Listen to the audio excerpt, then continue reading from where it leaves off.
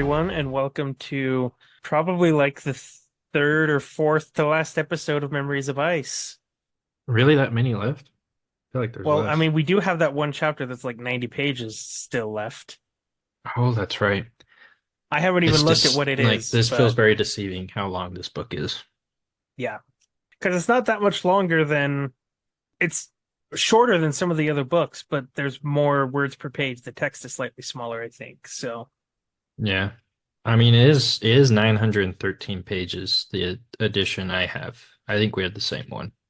yep, Um, 913. which yeah, I didn't realize this is like the same font size I feel like as maybe the Wave Kings or something. Something like that. But this book, it feels pretty well paced so far. I mean, Uh-huh. like for, 700 pages in, I haven't really felt it, which That's is good. good. Yeah. I mean, granted, it's been like 2 months of reading, so that I'm helps. gonna look really quick because I want to know when our first episode of Memories of Ice was recorded. Yeah. I mean, I forget today is February 1st. Think we started in December?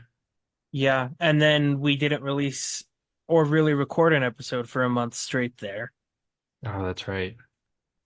Okay, first Memories of Ice episode was recorded on I feel like, November 27th. dang. So that's longer than I thought. That's 2 months plus a few Yeah. days. So you're thinking we'll finish by the end of February. Yes, we will. All I right. would I would actually bet probably 2 or 3 episodes left. All right. Oh, by the way, everyone, I'm Matt, and I don't Oh, think we said our yes. names. I'm Nathan. Um, if this is your first episode somehow, that's who we are. I'm the vet. He's the newbie. Yes.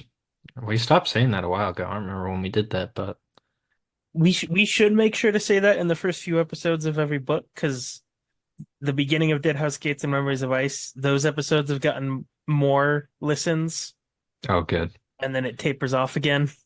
Yeah, But no one needs to listen to Gardens of the Moon. It was all right. After that, they're good. That's crazy. And then we'll book four. I am so excited for book four and five. These past two chapters have just like they've revealed and like the ending of this this book of the book. I don't know what uh-huh. chapter it was. I was like, hold on, there is so much more yet to be revealed then. Oh yeah. I'm like, oh, I'm so excited. Well, I should we am, jump in? yeah. I mean, I'll just say I'm glad we're not doing a chapter at a time because I would be like, wow, we won't begin to book five until next year. All right. Chapter 19. The two Malazan Marines follow Kruppe and Silverfox to the second gathering.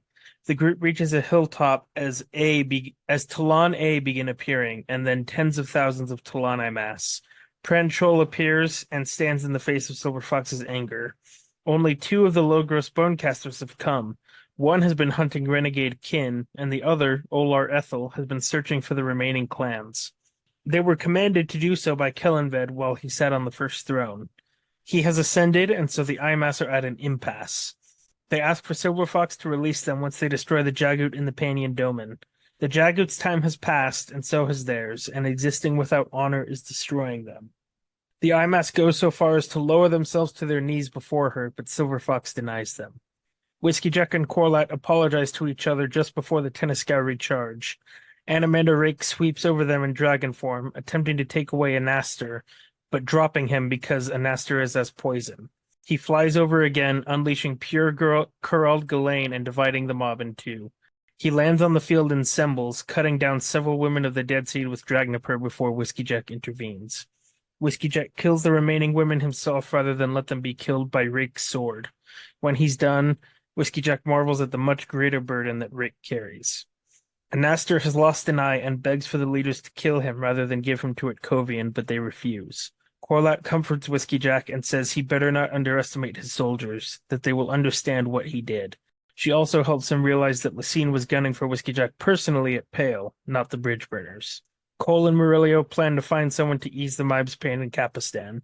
Cole warns that it will likely mean their financial ruin, and Murillo says that is a just exchange. The Mibe stumbles into a dark cave and speaks there with a man about motherhood, prisons, wolves, gods, and Jagu. That's it. That's it for chapter 19. So first off, we've got the second gathering. What did you Yes. think? I think I'd mentioned this at work. There's the one thing I was like, wow, I can't believe some people's decisions. I'm curious to see how they play out. Silver Fox, now grown up, making some massive decisions. I'm Uh-huh. questioning every single one of them and her reasonings why, because it wasn't very clear to me at least.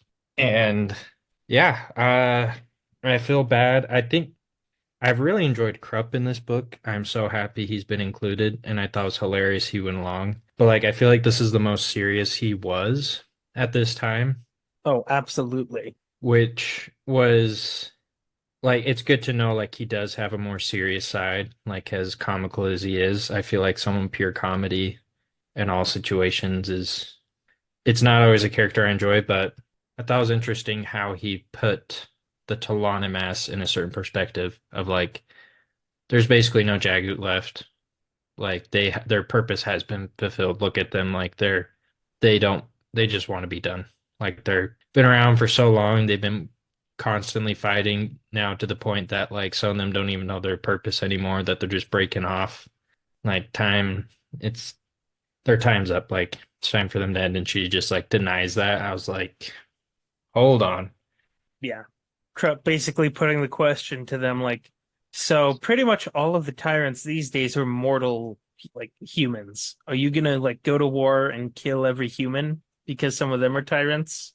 Yeah. Because that doesn't seem just. Nope. I mean, their Eh, genocide against the Jagut already is bad enough, but Yeah.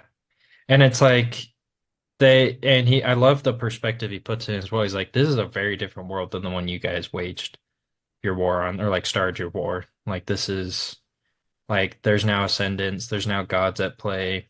Like there's people that are more than your match. Uh so like I could see how they're just like, yeah, our time is done. yeah, And they like all like what was it? They all kneel down basically like begging for it and she just is like very harsh. Nope, not gonna let that happen. yeah. We get another name drop of the title of the book, Oh because yeah. Krupp talking about the Talani Mass, um, says, when frozen between life and death in the glacial in between, what can exist of mortal feeling? Not even an echo, only memories of ice and no more than that. Gods below, such sorrow. So they're in between. They don't have much feeling, and this is like the one feeling thing that they've asked. Yeah. And Silverfox says, nope, sorry. Yeah. And so some of, at least from my perspective, now granted, I've never had the best grasp on the scene about why she denies them. But one of her reasons is because she does not want to be abandoned again. Yeah. I remember seeing that. That she has purpose and she was created specifically for this.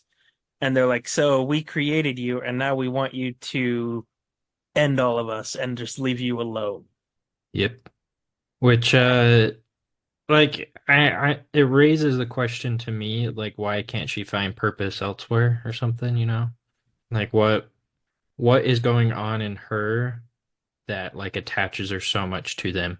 Like this is her real first time, at least we've seen that I understand of her interacting with Alden. Like her first real conversation. So I feel like she's been around a whole group of people that have defended her, that have been by her side, that have cared for her, and now she's made the decision like, you guys created me, but I'm gonna keep you around instead of like acknowledging like an adopted family, I guess, or something, or like finding a purpose in that. Yeah, I mean, I don't have anything to say in response to it. I'm not sure why, but Yeah, it's I mean it's a tough question, tough situation she's in, but you feel bad for both sides, I feel like. we also get a couple of Logros clan bonecasters here. One of them has been hunting renegade kin that have broken away from the vow. So that's fun. And remind me what the vow is again. The vow is like the ritual of Talan, the vow to kill every Jagoot, the one that made them Okay. undead. That they would holding to their vow, they would remain in their undead state until all Jagu were gone. Yes. Okay. Do you remember in Deadhouse Gates on the Salanda with Felison and Heberick and them in that warren, Talani Mass appeared that were hunting renegade kin. I was wondering if that was them. I just checked, and this Bonecaster A. Estos does not appear in Deadhouse Gates, but there's definitely a connection there. Gotcha. Doesn't one mention she can take a soul taken form of a dragon? Yes. Olar Is Ethel. that and it made me wonder, is that like the undead dragon we've seen in like Dead House Gates? I wonder if they're related at all. Raffo. Oh, heck yeah. There's some more information coming then. Yeah, but Olar Ethel says that when she veers, because one of them refers to her as the first soul taken. Yeah. And she says that when she veers, she is a twin to Tiam. Tiam? TM? Tiam, the mother of all dragons. That like I I am feel as an like undead twin to Tiam who spawned all dragons. I feel like that needs a side story in its own. I don't know about you, but like when I hear that, I'm like, okay, could we just get like a short side story or like a short story of like how that occurred? But Um, there may be a little bit of information on that in the Carcanus trilogy, which is a okay. prequel. Yeah, I feel like anytime I keep seeing these details, I'm like, all right, now where's like the anthology collection of all the short anecdotes of all these events that provides just like a page or two more of these explanations? I I hope mean, we'll get something like that someday, but I there are things in Malazan that will forever remain mysteries, I think. which I understand. It's a lot of work and like it's a fictional universe, but at the same time, details like that just scratch like a weird itch of mine of like, I just want to know. Yeah, makes sense. And what did you think of so the reason that the Talani Mass did we know this already that the reason the Talani Mass served the Empire is because Kellanved was sat on the first throne of the Talani Mass and thus could command them? I didn't know that beforehand. I don't know if it was mentioned, but like reading that there, it made me understand more of why they followed him. Because I was curious of like why would they follow his orders? Like how would he gain control of them? So Yeah. And then they were left at an impasse for what to do when he didn't die, so no one else could take the throne, but he ascended and was no longer concerned with like affairs in the mortal world for a little bit. So that's why they left to the west because they found Jagut there. And they were like, one of them says something like, "Yeah, it was a convenient distraction for a little bit." so Silver Fox now, like, did she take the spot of Shadow Throne, or is that still? No, the first throne is an actual physical thing. It is okay, and that's in the Warren of Talon or Talon Warren. Raffo. Oh no, it's gonna be so long. Yep. Um, I just glanced down at the page and saw this. Is this how you feel sometimes when I talk about things that are coming and say Raffo a ton? Because Silver Fox saying to Krupp, impudent bastard. Yeah, I feel like that's a decent explanation sometimes. I'm like, maybe you should talk in like poetic rhyme and stuff like that. That makes absolutely no That sense. that's way too much effort. And then you could be like, Krupp. I can be like, okay, I don't understand you, but maybe there's something I can glean from that. What did you think of Krupp's observation that the Talani Mass just want oblivion? They don't even want an afterlife. They just want an end. I I feel like that poses one of the questions that I feel like this book poses through the whole thing that I've thought of just like when I keep seeing like Hood and all that stuff, I'm like, well then what's the purpose of the afterlife? Or like what's beyond that? And so I could see like I could kind of see, I mean, you've lived so long and Krupp's observation of memories of ice, like frozen feelings, like they've kind of lost sense of a lot of things. Like I feel like the whole purpose you want an afterlife is because you like life. So that like it's You like want a it to post-credit continue? scene. Yeah, Yeah, you want it to continue, but for them, 300,000 years and it's come to the point like they start off as mortals, right?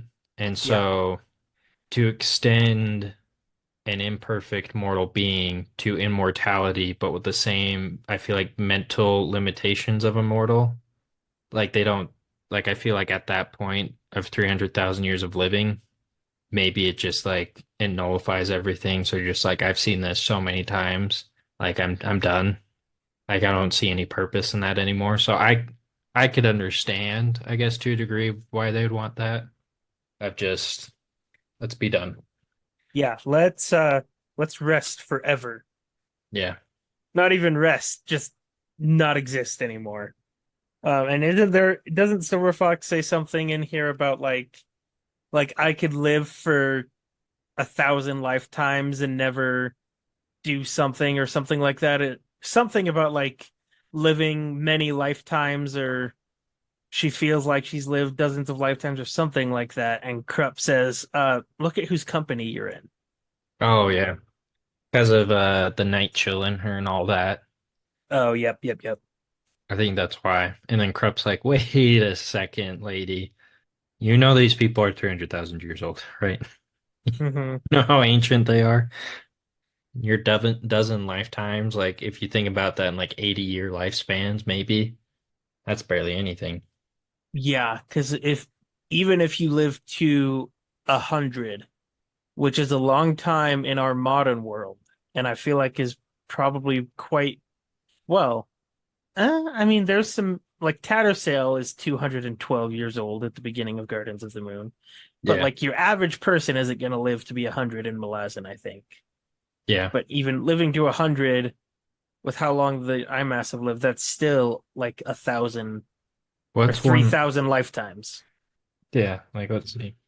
That's 0.003% of their lifetime. Yep. Like to them, 100 years is insignificant at that point. Well, and then so we're gonna do some more math. You said 0.003 Yeah. times 25, my 25 years is 0.075 of a year. 0.075 times 365. So that means that 100 years to the Talane mass is like 27 days. That's so like that's so short. Yep. So literally, like I feel like it's been a minute and we're in the second month of 2024. And to them it would feel that same way, but it's been 100 years. Yeah. No, it's interesting how relative time can be. Anyways, one other thing, the IMAS, who we've never seen beg for anything, and they're like these proud people. They're so aloof and don't say much, and then here they all are begging on their knees. Yeah. Everyone. It's insane to me. It like really shows that's how much they want it. Like this is their one desire, Hmm. which is kind of crazy. Depressing, really. Yeah. Would this be another strangely catch-22 situation of Tattersall doesn't want to them to leave, but they want to leave? Is that how it No, work? I don't think No? so because there's a clear choice that when they say we will help you defeat the Panyan Doman and then we want an end to it, there's a clear choice to say yes. According to Tattersall, it isn't that clear of a decision, though. You mean Silver Fox? There's Silver Fox, yeah. She has too many names. She just needs one. Well, she just has the one right now, Silver Fox. Yeah, but everyone else calls her Nightshield, Reborn, Tattersall Reborn, all that stuff. Yeah. According to a scene that we see later, Silver Fox needs the Talon A specifically for something, but we'll get to that. Yeah, curious. Very curious. Very curious indeed. That was a weak Harry Potter reference. Yeah, I was like, where is that from again? Ah, I remember Um, now. yeah, that's Ollivander It in the one finally shot. hit me. I was like, what scene is that again? Yep, it's that one. It's that one. And then we've got the next scene starting out, and Korlat's apology to Whiskeyjack starts off with, sometimes we assume that humans are not complicated because their lives are short. Yeah, There again, the relative the relativity time of thing. everything. I think their relationship is so funny to me. Like their Their relationship interactions. is very good. It's so good. That's why I think it's sometimes comical when it's like some of their disputes, if you call them that, because it's like they're both like so mature in their thought and respect towards each other. Hmm. That I sometimes I'm like, oh, you guys, you know what Yep. you want to say, but you're going around about it for a little bit. And they're both very intelligent and witty, so they're just using Yeah, that as well. it's so good. What did you think of Animander Rake In his dragon form, just sweeping down in dragon form? makes me wonder. All right, they have the Capistan, right? Yeah. There's a siege about to happen, and we see Rake go in and absolutely obliterate a lot of these guys Uh-huh. with almost no issue for the most part. Why is there no dragon attacking and supporting them? At Like even if Capistan, it, yeah, even it's from a distance, just like blasting his warren for a little bit at some things. easy answer for you. He was busy putting Moonspawn in place and hiding it. Could someone else not And have moved it? I mean, he's the Lord of Moonspawn. But like as a lord, can't you like delegate? I mean, he sent in another dragon to take on Raced. Like, why can't he just been like, hey guys, I know we gotta move this, I'm gonna do it. Can a couple of you just go down, kind of support him, thin out the herd a little bit, do some damage? Like, I don't know. That's some of the things I've been thinking. I'm like, I don't know if you have any explanation, but Not really one to satisfy it in the plot holy way that you're posing it, but like, I don't know if it's a plot hole per se, but like, I just but question some but battle tactics. also but also okay, this is a cliche Malazan answer, but it's one I thought of off the top of my head. So we've heard about convergence, right?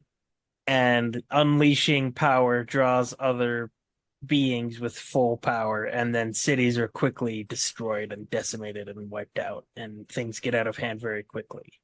Hmm. Okay. So very powerful beings like Rake and Brood and the Tystandi generally don't use a lot of power unless it's been very well thought out. Guess that's true.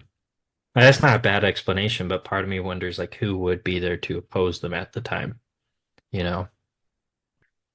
If they show up, right? Hmm. What's to stop the Panyan Seer from sending his thousands of Kachin Shamal to the city? And then no one Yeah, survives. I guess that's true. But like, I still pose the question, one dragon, but it's understandable. Like, I get, like, that's a good argument. If you play too much at once, then they're gonna respond It's in the same it's fashion. I this is kind of in the same vein as why didn't they just ride the Eagles to Mount Doom? And That's, the answer comes down to just because, or as the guy in the pitch meeting says all the time, because then the story wouldn't happen. that's true. Yeah, no, the thought did cross my mind to bring that up, be like, it's the same thing as the Eagles. Why don't they just use that?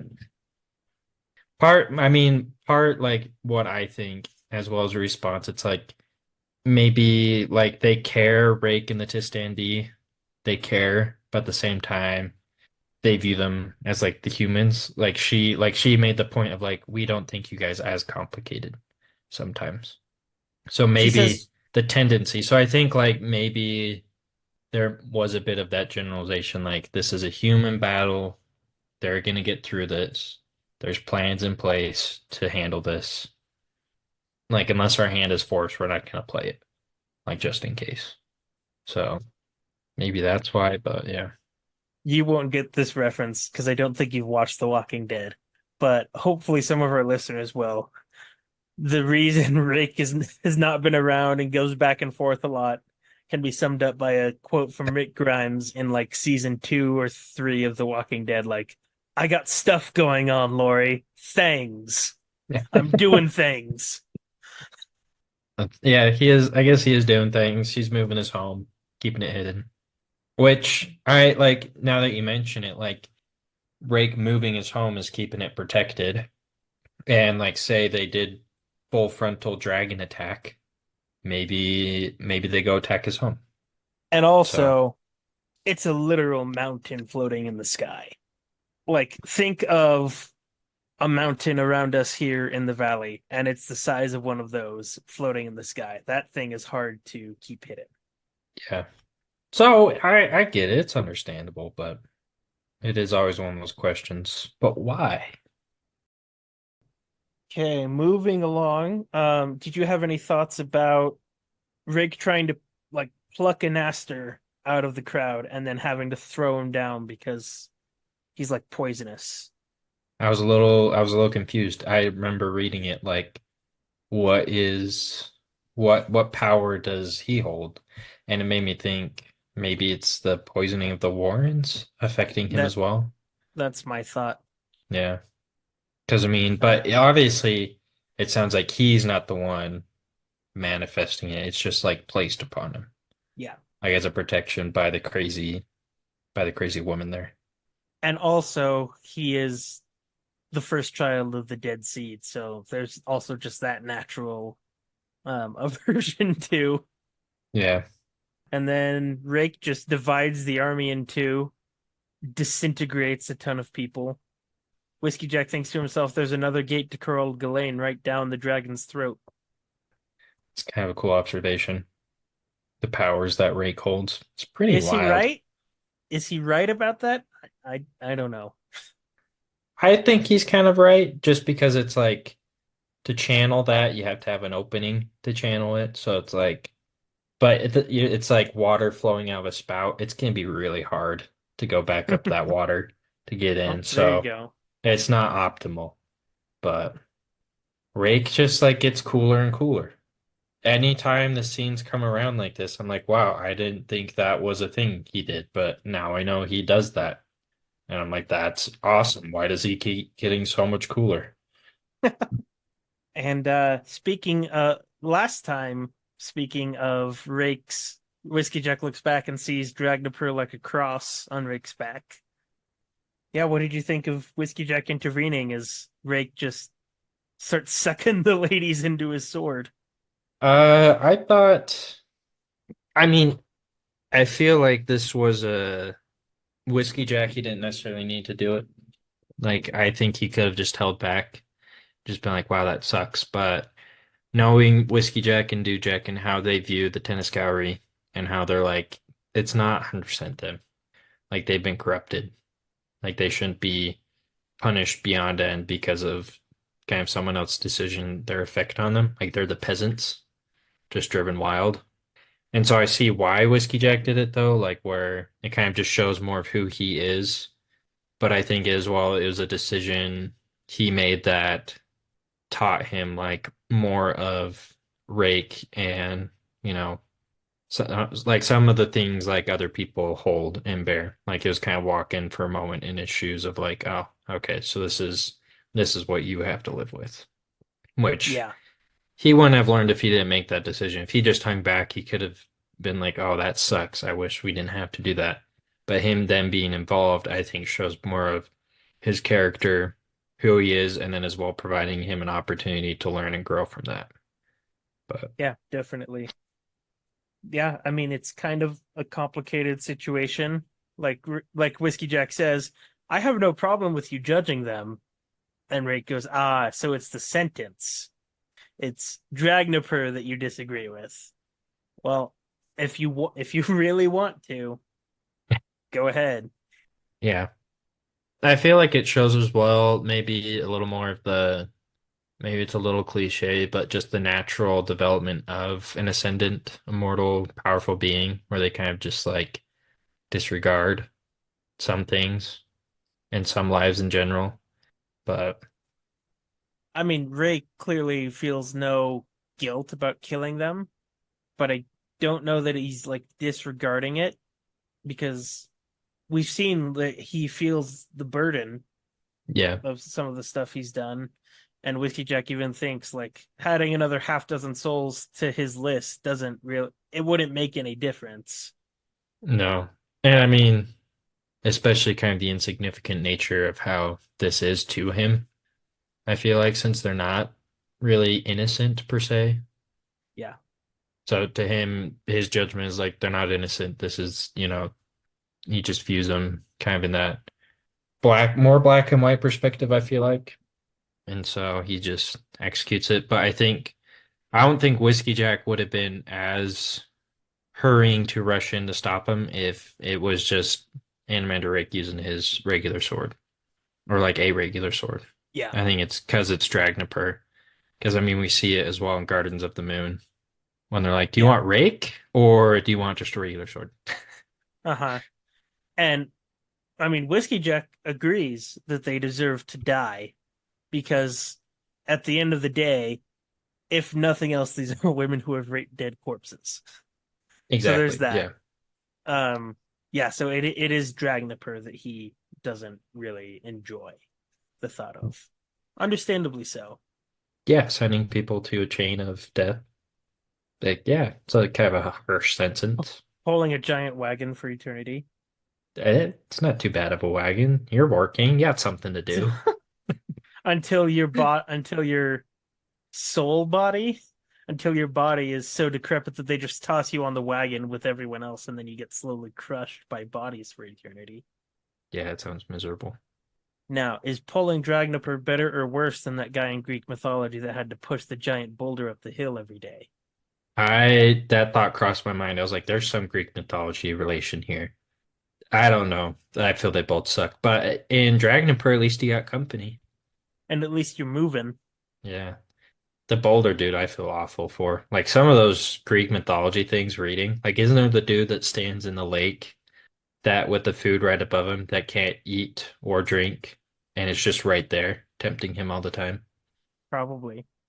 I feel like there's something like that. Like some of those kind of eternal punishments of Greek mythology. I'm like, wow, that sounds awful. I would not Yep. want that to happen.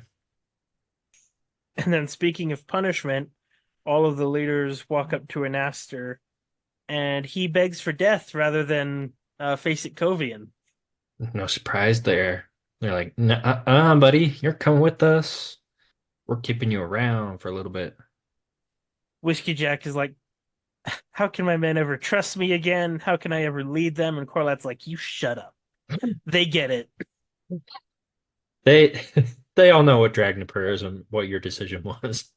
And the reason Duje came up here to talk to you is because you kind of usurped his authority a little. And Whiskeyjack's like, I don't want to do that. You kind of do it just by being who you are.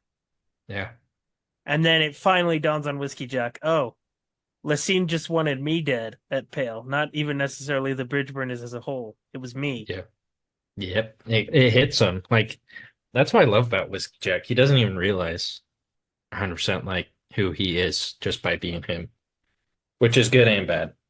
Yeah. I mean, we heard that he could have been emperor, but he chose not to. Oh yeah. No, he could have. And I definitely see why people would have loved to have him there. Hashtag Whiskeyjack for president, please, here in America. Hashtag, was it 2024 presidential election? The Yeah. Malazan party. Whiskeyjack's got your back. I'll write that in on the ballot. I'll be like, Uh, yeah, quickly moving away from politics, but let's just say Whiskeyjack, Animander Rake, Krupp. There's quite a few, and some we still have to meet. Quite a few Malazan characters that I would vote as president let's any see. day. All right, disregarding all political affiliations and more in a light sense of humor, Whiskey Jack is president, who's vice president, would you say? I ran through his squad, and I don't want any of them. Like I do not want Quick Ben in politics. No, not at all. Korlat, Korlat. Korlat, not as first lady. I mean, she can be both. Ah, I guess that's true. I assume you can. I think that's good. I think that's a good combo. I think Rake could be, I feel like he'd be military with Dujek, but No, Dujek would be more like national security, I feel like, and like policing. Isn't that part of Yeah. that? Clearly, we know so much about our own political system. I know. Well, I took the class. I'm trying to remember who was all in the cabinets because I feel like Rake would be a good general or like military advisor. Yeah, I also kind of don't want Rake the walking nuke in the military. I guess that's true. It's kind of like that scene in Captain America Civil War when the military dude asks Iron Man where if he knows where Hulk and Thor are, and then they say no, and the military dude says, "You can bet your ass if I misplaced two nukes, I'd be fired." Yeah. No, what Rake could be, here's a better spot for him. Rake in the Tistandi than as Secret Service. No, All right. There you go. They would do a killer job as that. there are some better candidates for these jobs that we have yet to meet, so maybe we can Oh, resume no, we'll this resume, but conversation another standing time now with the limited list of characters. because actually I won't even say that. We'll see later. We'll see later. At the end of everything, at the end of book 10, we'll read up a little bit and then pick who we want. Anyways, Um, anything else about that scene? not that I can think of. All right. And then Cole and Murillo basically like, we're gonna do whatever we can to ease the Mibes' pain. And Murillo's like, you realize we'll probably be financially ruined after this. And Cole says, so what? I like those two. Like the MIB has been such a depressing, like anytime the MIB is brought up now, I'm like, can we skip this? I'm sure there's something that's gonna happen in her dreams that relates to something later, but she's kind of depressing now. Hmm. Understandably so, but I'm glad Cole and Murillo now are there as part of those just to like kind of be a response to that of how they're figuring out how to help her. Someone cares about her. And then what did you think of the Mibes scene, her dream, and then her conversation with this man? I have to What are look your at it. theories? Let's see. The Voices of Winter. I'm just trying to like I have to skim through it again because there was like so much about it. That chained beast. I think the crippled god because of the amount of chains referenced, but I feel that's too obvious. It is But not the crippled god that she's talking to. that's what I was like. Some of the references, I'm like, it feels like it's pointing to him, but I'm like, I know this can't be it. Like this doesn't make sense for him to be it. The wrong eye staring back at me. Mm-hmm. You'll not. I came here for death. You'll not find it, not in these leathery arms. Leathery, the Jagoot. Change Flight them is an all. illusion. Even Mother here comprehends that. She knows I am not her child, yet she cannot help herself. She even possesses memories of a time when she was a true matron, a mother to a real brood. Children who loved her and other children who betrayed her and left her to suffer for eternity. Oh, it's Tuck, right? Bingo. Yeah. Because it mentioned the one eye, and I was like, wait a second. And since he says it wasn't human, so wolf, I was like, oh, so it is a human. And then they hear a faint howl, and Talk says, hear that? That is my mate. She's coming. I looked for so long, and now she's coming. Aha! Connections. Yep. I knew Next it. chapter, I knew it. we see something. The Mai wakes up and there's claw marks on her face. Physical. That's what I thought was interesting. There's like a physical thing that happened to her. It seemed like for the first time. This is like one of those scenes where I'm like, as much as I don't like reading the MIB, I enjoyed the MIB because we get stuff like this. Yep. It's very interesting still. That's all I've got for chapter 19. Same. Okay, chapter 20. The harbor at Coral is described. A fissure in the cliff face with nets strung along the cliff sides to anchor ships. The catmen who used to live on the nets have starved from lack of commerce to the city. Tok stands and looks across the harbor, helped by a seer doman who has given him his cloak. The Panyan seer feels confident in his position, with a wasteland between him and the army to the north and Coral Bay filled with glaciers to the south. The seer doman tells Tok that his father left when he discovered his family had converted to the Panyan. He takes Talk below back to the embrace of the matron. In Kapistan, Itkovian watches Hedge and the sappers take down a destroyed building and observes the recovery efforts. He is not looking forward to the Council of Leaders and believes he should not even attend. He and Captain Norrul meet Stani and Gruntle at the west gate and set out. They catch up to the mass council's carriage and Stani argues with one of the priests. Picker rests on the steps of a temple when Blend, who's disappeared for all the work, brings her water. Blend reports on what she's heard around the city. The white faces are getting rich from the masked council and the gray swords buying provisions. Piran and Quick Ben ride up, and Piran berates Picker for resting alone. Blend has disappeared again. Antsy and Spindle took it upon themselves to be the army's official representatives with Prince Erard. Piran tells Picker to gather her squad and to tell the prince to go to the thrall where he will meet with the actual representatives. After the captain leaves, Beauchelin and Corbel approach. I did not mean that to rhyme, but it does. And Picker and Blend knock them out cold. Piran and Quickben ride to the parley, discussing the gray swords and the Tenniscourie. Piran thinks he sees something right in Quickben's shoulder in the corner of his eye. They come upon Silverfox and Kruppe returning from the second gathering. Piran realizes Tattersail is gone, and Silverfox is a bone caster in truth now. Itkovian hangs back while the rest of the Kapistan party ascend the hill to the parley. He takes off his officer insignia and exchanges helms with a Malazan marine that's guarding the meeting. When Itkovian says that he'd like to pass unnoticed, the guard suggests he go around the back. As Itkovian passes through the defense line, the soldiers salute him.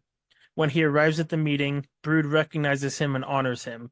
Itkovian tries to refuse, but Brood says he is more than welcome. Everyone sits around the table, and Kruli is revealed to be a manifestation of Kroll. Wrath Shadowthrone tries to claim that he can no longer sit on the council. The division of forces is decided. The Barghast will go with the Malazans and the Grey Swords with Brood. Wrathburn demands that Brood give her Burn's hammer, and he acquiesces, but the weight of the hammer snaps both her wrists and sets the ground shaking. Brood heals her, and Kroll stares at Quickben when he appears, specifically at his shoulder. Silverfox appears and demands the right to execute the Panion Seer, and the commanders agree. Itkovian leaves, and Piran, Whiskeyjack, Quickben, and Korlat invite him to drink. He looks into Korlat's eyes and realizes that her pain is too much for him to take, and he apologizes to her. Itkovian reveals that there is no war within Silverfox anymore, that she is calm within, and that her decision at the second gathering is as nothing upon her shoulders. Kruppe appears and relates truths to dogs at his feet, or rather wolf pups. He tells the tale of the wolf gods that have lost each other, and Itkovian suddenly walks away, finding an overwhelming need for a drink after Kruppe's monologue. Heratus of the Trigal Trade Guild asks Silverfox for access to the Talan Warren to move supplies, and she agrees. Heratus introduces Norrul, who asks Silverfox to release the Talan A, who are the children of Tog and Fanderay. Silverfox says she still needs them for a gift, and she has time because they will all converge within the Panion Domain. Hatan appears with wine and to gossip.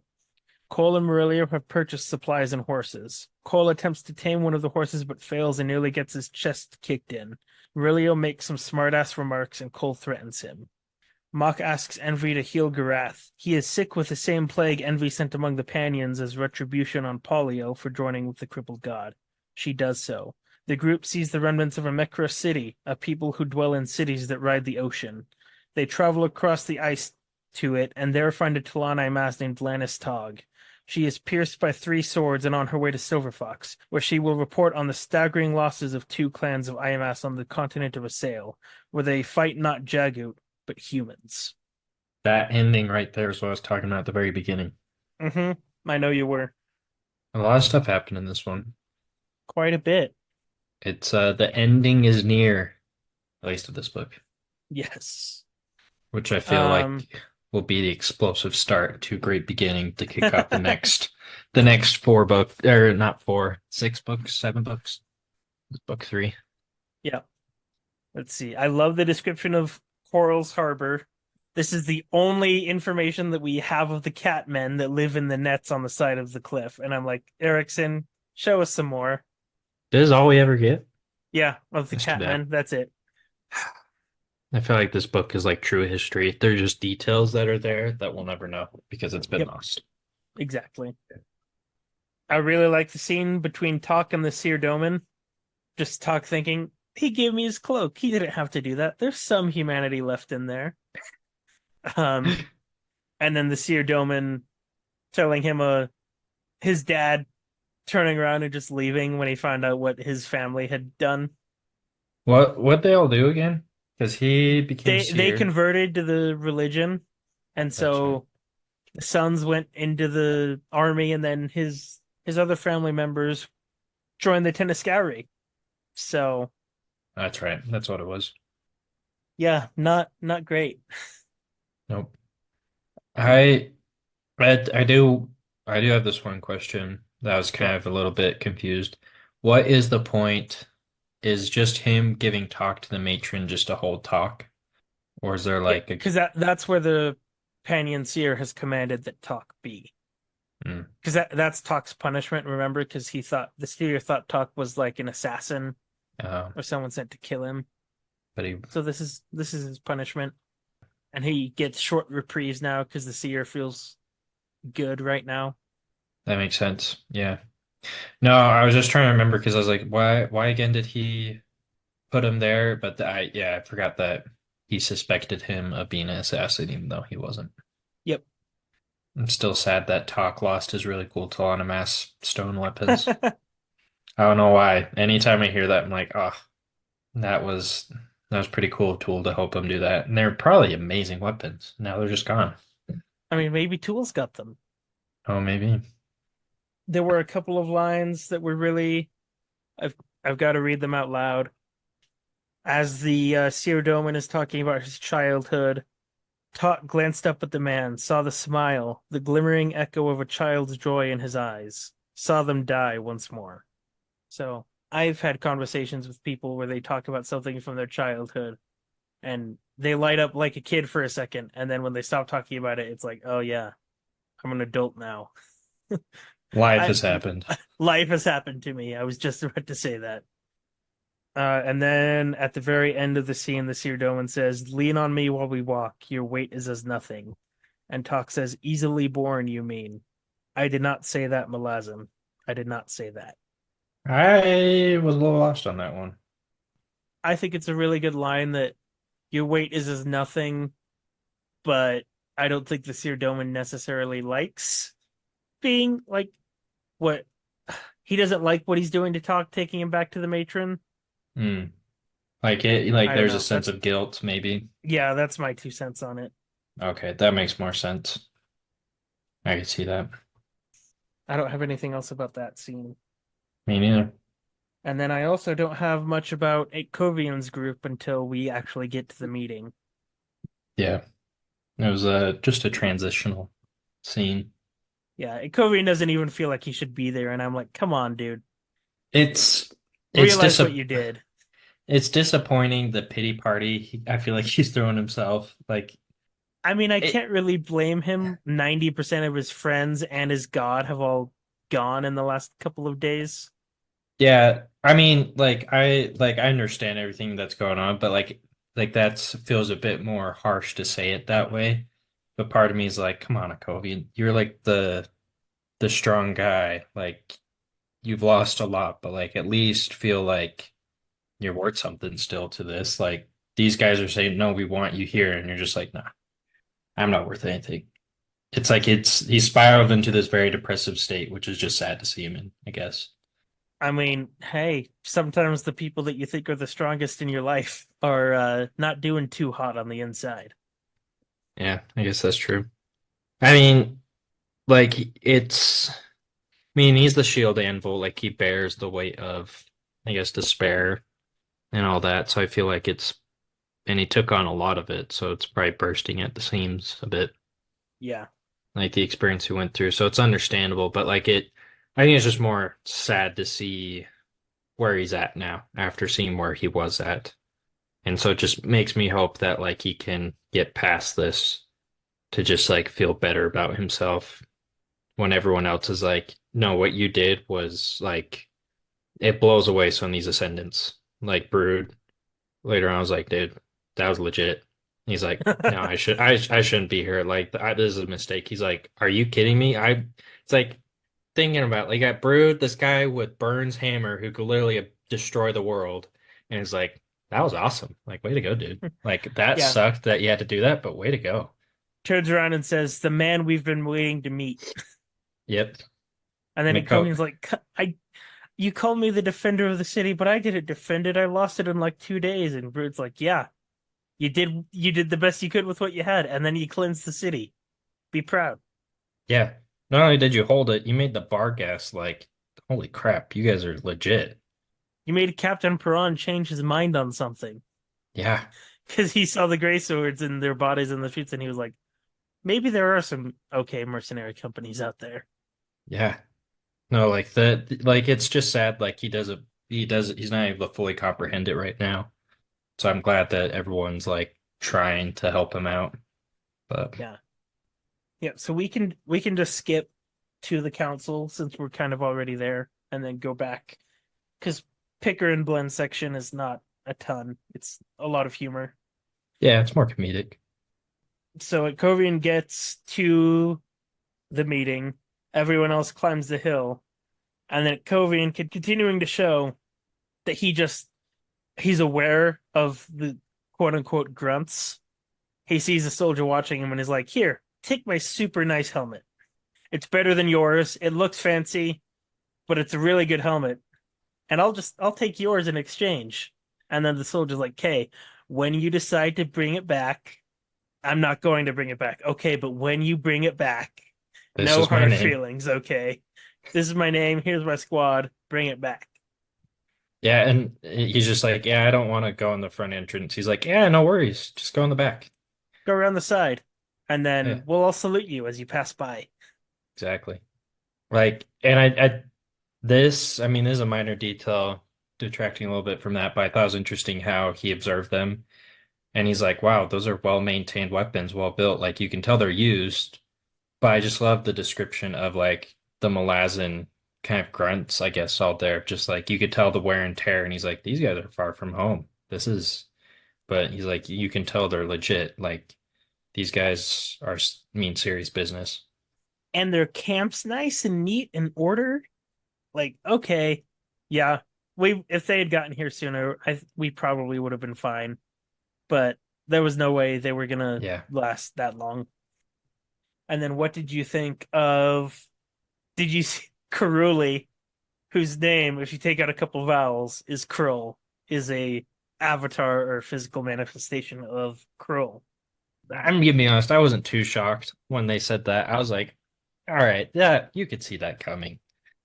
I thought you might have But seen it coming when it's revealed in Kapistan before the siege. Sonny's like, "Yeah, Karuli, he's got his Krull," and they're like right next to each other, and the names are very similar. yeah. No, as soon as it was said, I was like, yeah, like it's not I wouldn't say like I was super suspicious or like, oh yeah, no, this is an avatar. Like it didn't really cross my mind, but it was like, no, that makes sense. Like that all adds up why he is that way. But no, I thought that was cool. And then I think the Wrath mass people are a bunch of idiots still. Oh, After seeing absolutely. more of their attitude, I love Stani's remarks and retorts to them. And then Gruntel's like, yeah, like he does have seniority. He's older than all of you. And if Yeah. you say that again, I will kill you. I was like, I would love to see Gruntle just leap across, whip out Well, both of his swords. Gruntle standing up for Stani, being like, "You call her a slut again. I triple dog dare you." Because one of them does call her a slut, and Gruntle takes great offense to that word. Oh yeah. Let's see. Oh, we've got Rathburn. Speaking of the Mass Council being dumb, demands that Brood give her the hammer. Uh-oh, I can't hear you. Oh, I didn't say anything, but Oh, okay. Matt mouthed the words "so dumb," oh yeah. No, I was like, ugh, reading that scene. and just dropping it on the ground causes the whole earth to like Just, shake around them, and her wrists snap. yeah. Remind me of Mjolnir from Yeah, with I Thor. mean, A little I bit. think I think it's clearly similar or inspiration from Mjolnir. Yeah. No, I like the Mass Council, it's what Itkovian put in perspective a little bit when he saw Ratfinner's life of like because of the bureaucracy of it all, because of the position they're in, Hmm. they've kind of lost perspective of it all. And Oh so, yeah. but I Can thought you it was interesting how Brood helped her out. yeah, can you imagine finding out that one of your colleagues is a god and being like, that disqualifies you from the council? Shut up. Yeah, no, I don't need a masked dude. I'm just gonna show up as myself. Yeah, and then after that, they get to the disposition of forces, and there's a line that I really want to point out because Norul, new Shield Anvil of the Grey Swords, is like, and we'll go with Kaladin Brood if you can stand us and our recruits. And Brood says, can you really find anything worthwhile in them? And then the captain says, we're all worthwhile, sir, once we assume the burden of forgiveness and the effort of absolution. Yeah. We're, or just that first part, we are all worthwhile. Yeah. No, I think that's one of my favorite lines now that you mention it because like I think that the forgiveness is a kind of a burden in that sense of like just acknowledging like, hey, yeah, they made awful decisions, but they want to change and be better. Like giving them that opportunity, I think is very cool of them. Yeah. Prawn and them show up because by this point, Prawn and Quick Ben met Silver Fox on the trail. Prawn's like, oh, Silver Fox is like her own thing now. It's not separate souls much anymore. Yeah. And then they show up, and Silver Fox is like, so we get to kill the Panyan Seer. Anyone have a problem with that? And they were like, doesn't really matter to me. Kill him. That's fine. Except Calor, of course. Yeah, but speaking of Calor, when he finds out for sure who Karuli is, he's like, so you mean I could kill you right now? And Karuli's like, yeah, go on and try. Be my guest. You have an opportunity. Is this where Quick Ben shows up as well? Yeah, Quick Ben Then shows up and Karuli is like staring at his shoulder. yeah. But like you can tell like there's a visible reaction like I think it's the like the dispelling of the poison Yeah, as well. Calamandus, like his effect is His aura. hmm Yeah. No, I thought that was interesting. And I love how we're seeing this all from Itkovian, like yeah, who doesn't know anything about these people and is just still like, watching it all. okay. Let's see, before Itkovian and them leave, let's go back to Picker and Blend real quick.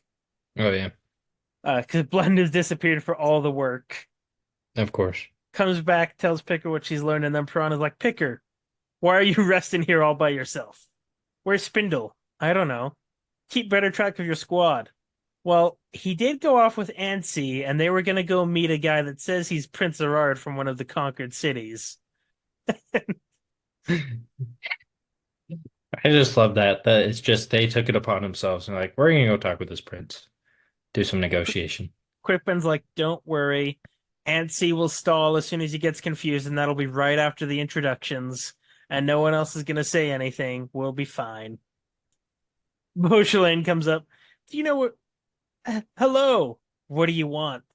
Respect us, please. We want supplies. Okay. Boom. You gotta earn that respect, pal. I these two are just such an enigma to me anytime they show up. And I just love how every time they meet like the Malazans so far, they just get beaten up. Quick Yep. Ben launches them through a wall, and then these two just knock them out. Yep. Picker knows Blend is still around and is going to take care of the other one. Yeah. I love how Blend disappears though when Prawn shows up. Yeah. She's like, well, we were, and he's like, who's we? Who else was here? And she looks around and goes, that bitch. Uh, I was like, that's the That's a sitcom scene where the boss exactly. shows up and someone has disappeared and you look around and go, that bitch. And the boss says, what did you say? Oh, nothing, sir. Just I was talking to just myself. thinking about how my friend abandoned me, and now I'm gonna take all the blame. Yep. And then, okay, back to the parley. Yep. Whiskeyjack and Prawn and Quick, they invite him to drink, and he says, sure. And he looks into Korlat's eyes, and the dude who has cleansed the entire city of Capistan after that horrifying siege, cannot take care of just one Tystande's problems. It's gnarly. And he immediately apologizes, and she's like, I apologize too. I should not have like opened myself up. I did it. I forgot. I forgot like everything that you are. Yeah. Which is I love the description though of her, like just like the just like you can like visually imagine her face more, I feel like. Thought that was really cool. Yeah. Cast no light upon that darkness, sir. Ah, Tystandi, the children of darkness. I see. Yes. I get it. Yeah. I did want to mention as well, like this was kind of the brief thing, but like how Brood treated the burn, Oh like yeah. immediately heals her and like gently helps her back to her seat. Like that was just a very small moment in detail, but like I just love the the care that he showed afterwards. Like I feel like it shows more of who he is. I thought that was a cool Yeah. scene. Like it's 'Cause not her fault. She just doesn't understand. yeah. So I'm like, because at first when he drops the hammer and breaks her wrist, I was like, oh no. But like he's a very wise leader and person, I feel like. Yep. Just a But teaching moment. just a instruction, let me break your wrist, but don't worry about it. Yeah. And then Itkovian tells the Malazans like, "Oh yeah, Silver Fox, she's totally at peace with herself now. There's no more war between the souls inside her. Also, her saying no to the Talani Mass, she has no regrets. It's not weighing on her at all. Yeah. Thought that was kind of crazy. But I mean, how quickly she said no, I mean, it made sense. Like that she wouldn't have any regrets. I think Yeah." so. Krupp shows up, does his monologue about the dogs that might actually be wolves, and everyone stops and turns to him. And he goes on this huge monologue where he stumbles a couple of times. And Ikovian's like, I think they understand him. But he oh what are because it's like the first time we've seen Krupp lose his train of thought. Uh Krupp advises that all is well within Silver Fox. Be at ease, be calmed, be leave. Uh was that a stumble? Nonsense, even linguistic confusion has value. Really? How so? Ah, the Uh, matter is too subtle for mere words, alas. And then later, Krupp revels in sly ambiguity after all, and so hoards his secrets, as must any respectable hoarder of secrets. Must. Krupp, I love how he just like self-invites to the situation. You call that an explanation? The very paradigm of explication, dear friends, cogent, clear, somewhat quaintly couched. And then Itkovian's like, yeah, so about that drink, it's been years, but I feel I the need is overwhelming right now. Slowly walks away. Fran's like, yeah, let's go get drunk. I love how it was well is that it was a quick Ben and a Ikovian walking together, and then Prawn, and then they like look ahead, and a few paces ahead, it's like Whiskeyjack and Korlat walking, but they're like kind of walking really close, and they're like, "Oh, hang on a second, there's something going on between those two. That's a little unexpected." But no, just like the way they observed it, I thought was funny. Yeah. Anything else about that? Nope. Okay. Then we've got the scene with all the women. The Trigel trade good lady comes to Silver Fox and is like, "Hey, can we use Talan? Sure. I'm surprised you can even access it. You know, the Malazans have never been able to access it. Just another mystery thrown in there. Like, I'd love to meet your high mages one day. Oh, I'm sure you would. I was like, "What?" That is it's a little trippy Yeah, in like terms of like, we could have accessed the Warren at any time, but we figured you guys would be mad if we did that. and she's like, It's a little dangerous right now. There's no one kind of in charge." Oh yeah, don't worry. Well, we got it. They're like, have you seen any of our entrances before now? We're coming in with demon arms and dead people and scorch marks and I feel like there could be a whole book on some of their travels. mhm. And then no rule of the Grey Swords is like, hey, can you I wonder if Silver Fox is a little tired of people asking her for stuff at this point. Probably. Because there was like, hey, so can you release the Talan A? They're the children of our new gods, and they want them released. She's like, no, I can't. Well, why not? I need him for something. I need them for something. They're part of the ritual. No, it was an accident that they're part of the ritual. Doesn't matter. They're part of the ritual. I'm keeping them. Stop bugging me. I've just grown into my form. I'm now Yeah. like a somewhat intelligent person. Leave me be. hmm And then Hatan is like, okay, let's talk about men. I was dying. Because then she's like, Silver Fox, have you seen Krupp? You could Like, pin him no, down. ew. She's like, he's clever. Doesn't isn't cleverness attractive on its own? Uh, I love, And Hatan's also like, yeah, I've got two skins of wine that are as big as your boob, Silver Fox. I know. And then she's like, and now we can finally chase down Itkovian. His vows are gone, right? Yep. I love it. That's just so funny to me. That's what she's still thinking about Itkovian. As we saw with Gruntle, I don't think many men say no to her. Nope. So when one does, she's like, hang on now. Hold on. hmm I gotta try it. I gotta try and see what I can do. Like Carlos said about Gruntle, it's the unattainability of it. Yep. And then after that, we've got a super small, funny scene with Cole and Murillo.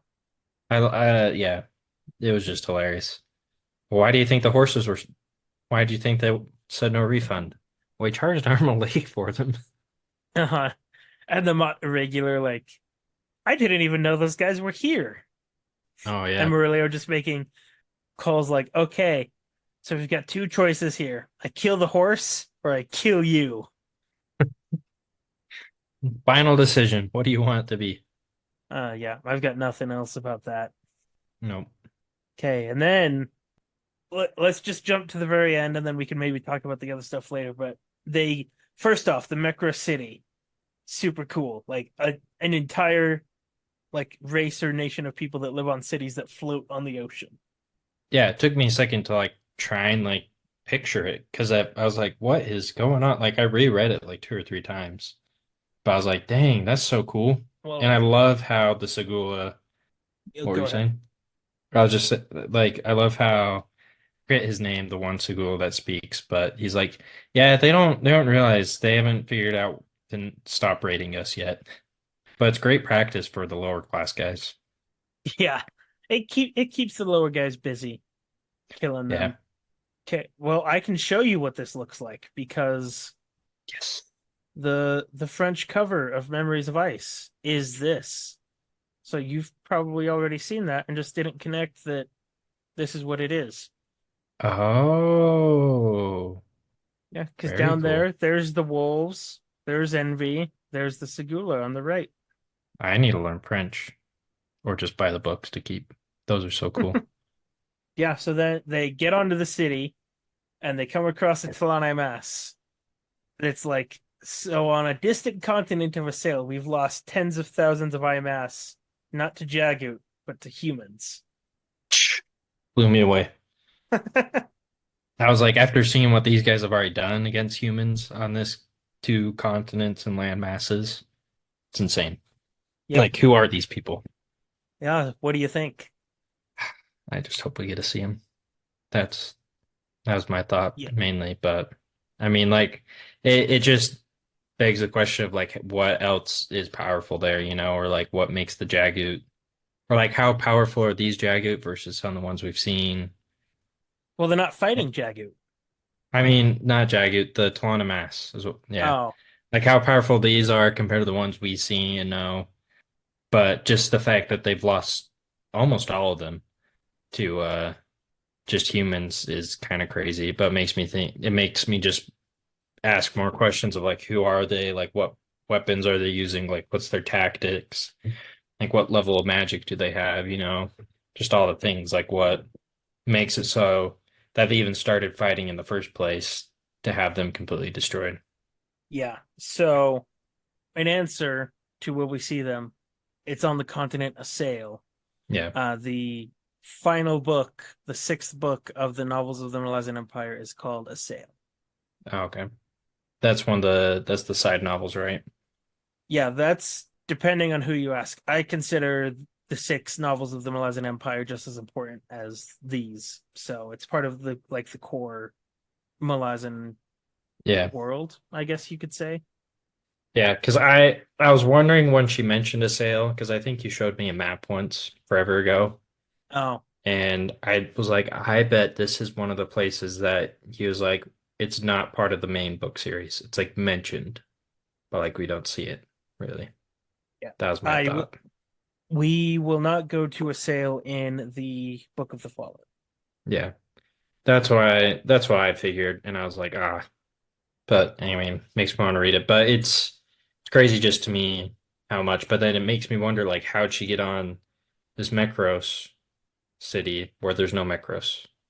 And Yeah. it's like So just the floating Mekra along. city, I think, was just destroyed by the Panion Seer making all the glaciers. Oh, that makes sense. And then she got here because she heard the call of Silver Fox. Yeah, And so she's on her way. And they can travel like dust on the wind, literally. So guess that's true. Dust of Dreams? uh Is that a book title? that is the ninth book. Hey, maybe there's a connection there. When I Maybe. think about it. I wouldn't know what to say there, but yeah. I thought going back a little bit, same kind of thing though, but like the opening scene of them, like the description of like the wounds and stuff, like just how beat up the Segula were, but still like kind of didn't phase them. I'm like, these guys are gnarly. Uh-huh. Like And they're like, self-stitching. yeah. Like there's a path along the ice that's forming, but we'd better hurry quickly. And it's yeah, Yeah, they just go. I know. I'm like, these guys are so cool. I think they're awesome. The more we read about them, And Envy still looks perfect. I was like, I feel like it's such a narcissist. Oh, Like, absolutely. releases the plague on them, and then he's like, "Hey, the wolf is dying, like from that plague. You got to heal him." And she just keeps rambling, "Heal them." Keeps rambling, "Heal him." Won't let me get near. Heal him. Like, just doesn't She's like, like. okay. And then Giraff like snarls at her when she heals him. And she's like, how dare you? I healed you. And yeah, you're the one that made him sick in the first place, too, lady. Just some of the things she does. I'm like, oh my, she's a handful. Yeah. She's like, yeah, so I got back at the goddess of pestilence that joined with the crippled god by using her warrant to take out her allies. Isn't that like sweet irony and justice? I thought that was so funny. She's like, I snuck in, grabbed some things, and got out. But no, the more these like gods and warren people and ascendants are referenced, I'm like, how many are they? Because when they're naming off like all the recruits for the crippled god, Mm-hmm. I was like, I feel like I haven't heard any of these. No. Just, I will say you don't have to be an ascendant to be in a house, like to be in a mm, house of the Deck of Dragons. guess You don't have to be an ascendant. I guess that's true. You don't have to be an ascendant to be in a house of the Deck of Dragons. It's just more likely that you can be if you are an Yeah. ascendant. But I mean, like a few of these we've seen, like Queen of Pestilence and Queen of Yeah. Dreams is referenced a lot. Like there's just a few of them I'm like, we've never seen them, but they're referenced so much that I wonder when they'll come into play or like who they are type of thing. Hmm. And yeah, that's it. It's it, everyone. What a cliffhanger. Sad to see we won't see a sale in this core series. Um, But we have decided we are doing the novels of the Malazan Empire, so we will see it. yeah. Unfortunately, we will need to do three more episodes. No. Because the chapters at the end here are quite long. So Okay. next week we will do 21 and 22, and then we'll do 23 and 24, and just those two chapters are like 90 pages. And then we'll do 25 to the end of the book, which I think is just 25, maybe 26, and an epilogue, and that is 80 pages by itself. Okay. So three more Well, episodes of Memories of Ice to go. sounds good. All right. That's it for this week. I don't have anything else. Can we just Malazan Universe, can we get a collection of short stories on all these side events that really have no significance, but I just want to know more about? Other than that, yeah, I have nothing left. Yeah, cool. How was that, Todd?